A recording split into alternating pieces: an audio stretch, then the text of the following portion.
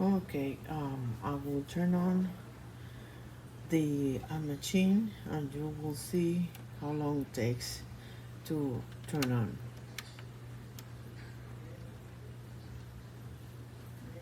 I have to move up and down,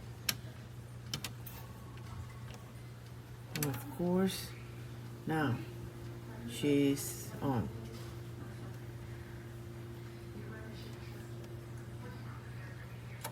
Now to turn off I have to press the button and wait.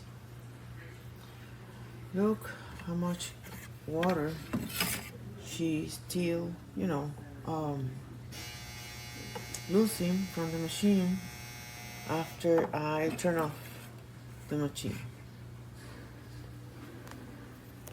A disaster. This does not work. I've been sitting here all morning. It does not work. The frothing part does not work.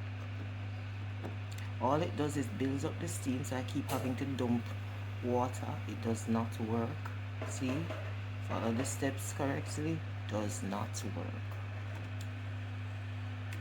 No working. I've turned it off.